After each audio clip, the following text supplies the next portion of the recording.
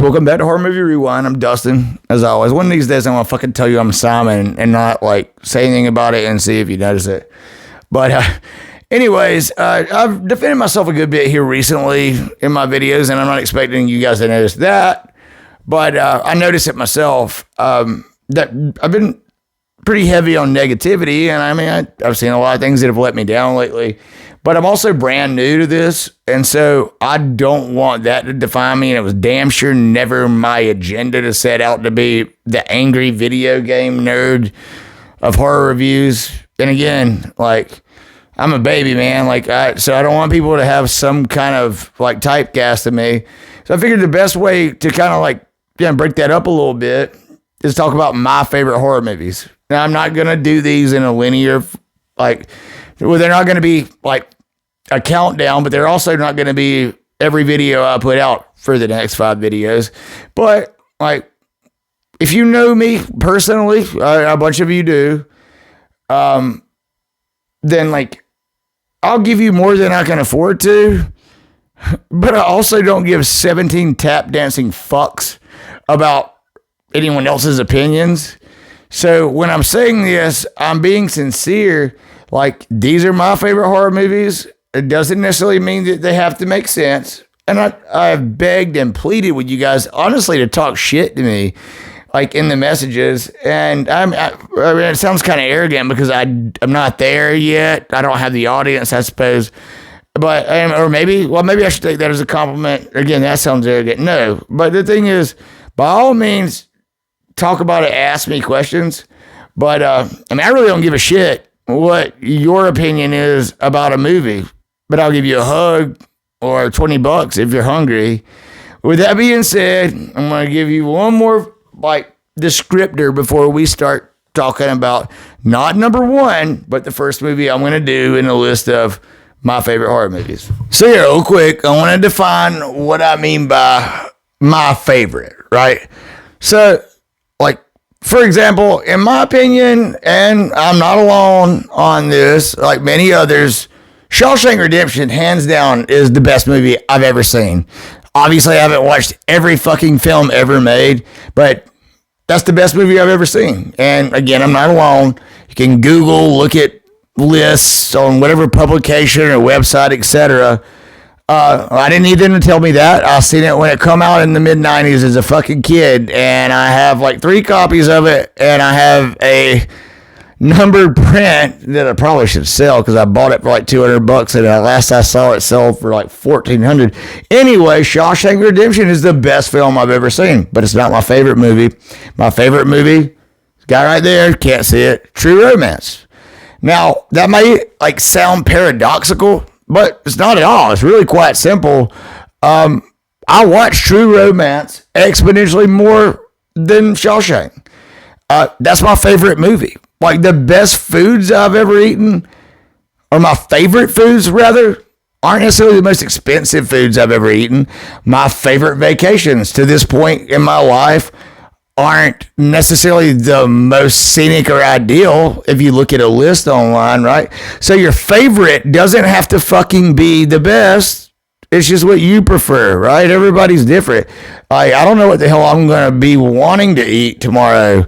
I have worn way more expensive shoes than these Air Max 90s I got on now, but these are my favorite fucking shoes, right? So that's the point.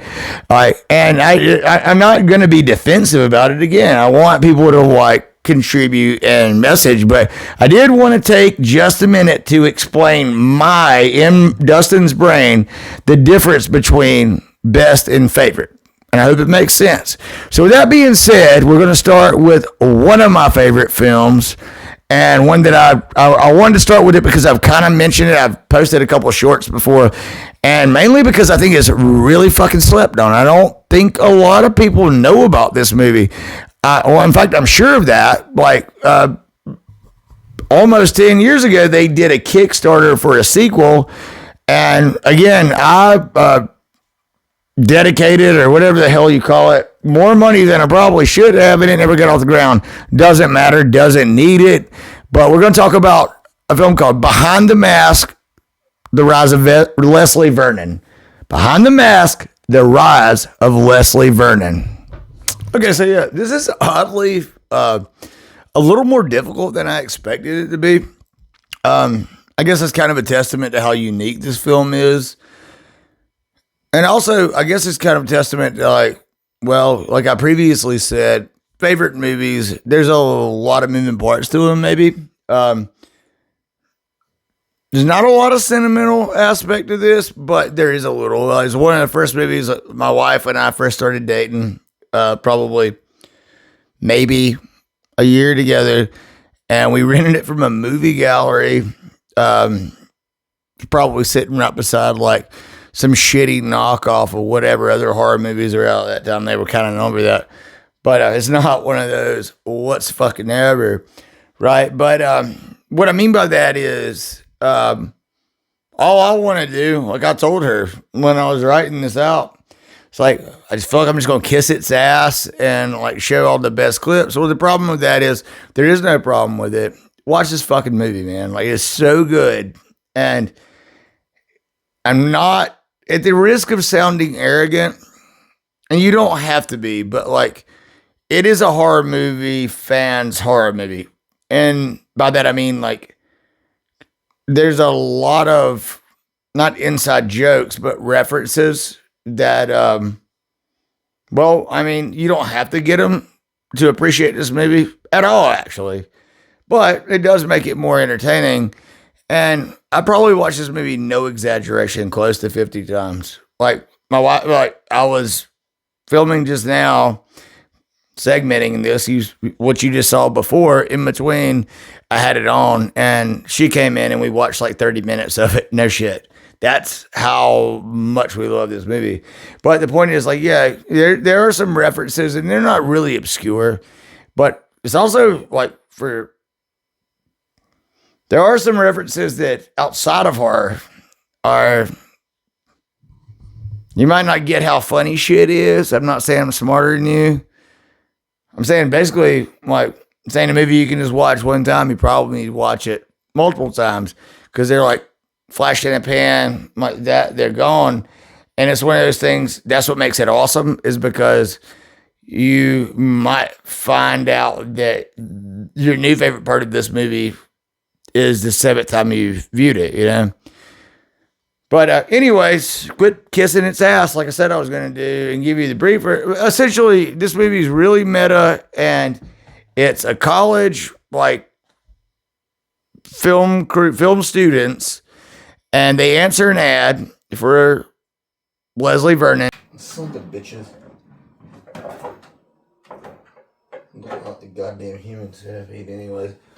Yeah, I mean, basically, our guy's just, like, so fucking charming.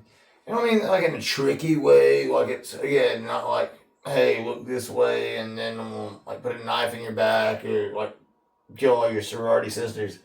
No, hey, it's pretty fucking like open, and that's what's weird about it, and funny and awesome and different. It's just this doofus, smart, however, and like funny guy. That's Leslie Vernon right there. Guy who invites a college film crew to watch him prep and then perform like serial murder. I really don't know what else to say. He's essentially in this universe, and he has a backstory, and he has a lore. There's a urban legend, whatever the hell you want to call it, associated with the character. But he's planning his emergence as the next like big slasher, right? I'm not talking about like scream shit or like, you know, like urban legend, even anything like that. No, like he name drops him a lot, like your Freddy's, Jason, Michael Myers of the world. And all right, felt this to be necessary. Let's get something clear real quick. Those names I just mentioned, they're canon in this universe, as in they actually exist. It's not a film series. By that I mean Freddy Krueger, Jason Voorhees, Michael Myers. Motherfucker even says Chuck at one point in time, referring to Chucky. I fucking hate that franchise. Yeah, so in this universe, all that shit really happened. It's like there's a real crime sprees, real murder sprees, the hell ever you want to call it. What? So yeah, just getting you up to speed. Again, watch the fucking movie. And you hear this to begin the film, and like 5 minutes later, he's telling you about his pet turtles, Church and Zoe. Church and Zoe. And that's when you know this shit is not what you expected for all the right reasons, okay? And one of the clips I'm going to show, I guess I'll show it here since I'm talking about it. I'm not talking about the guys that really worked hard, like Jay, Fred, Mike. There was nobody like them in the early years. We just hit hard, wiped everybody out, and disappeared as soon as we could. His best friends are a retired serial killer, like, you know. But again, in this universe, this isn't like Ted Bundy or anything. It's like the fantastical, like 80s, 70s, 80s. Like, they're like candy coated, like, like the fictional characters, right? And so his best friends, this guy and his wife, who, and while we're on this, I'm gonna talk about it. His wife is the final girl, the survivor girl. I'll say this too. I don't remember hearing about so many tropes and hearing these terms. Like, I don't know if you know what they mean, but like red herring. And I mean, everybody, final girl, survivor girl, shit like that. This movie is so meta and it breaks all this down. It's almost like a how to for horror films in the funniest fucking way.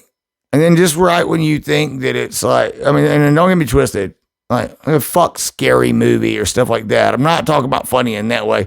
It's smart funny, and Nathan Basil, it's a fucking shame they never made a sequel to this. And then, honestly, I don't know that I've seen anything else.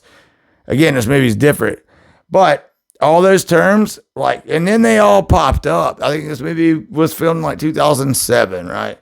But or 6 or 7, but I think a lot of people haven't admitted that they owe a lot to it, especially with those like industry terms, if that's what you want to call it.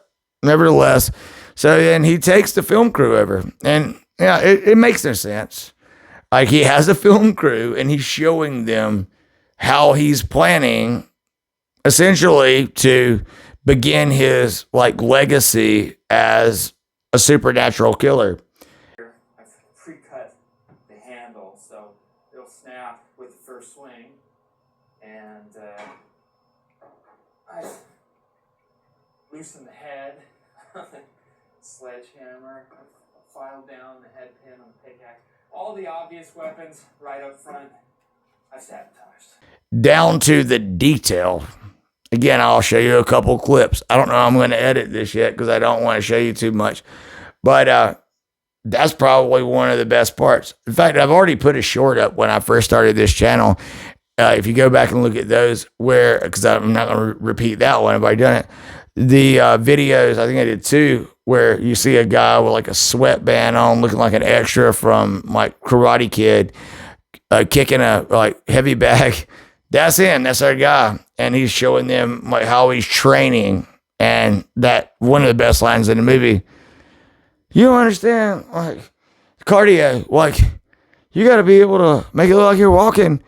Everybody else is running their ass off. It's tough, man. That is, go back, watch that short. Indicative of this movie is so fucking funny and so smart. And then he's got his best friends, a retired, like, legend.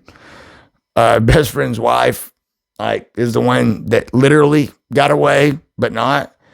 And there's like this whole like wholesome, almost like 80s sitcom vibe when they go eat dinner. Bring the college like film like crew, all 3 of them over.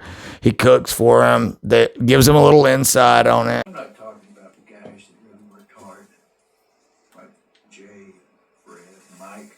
There was nobody like them in the early years.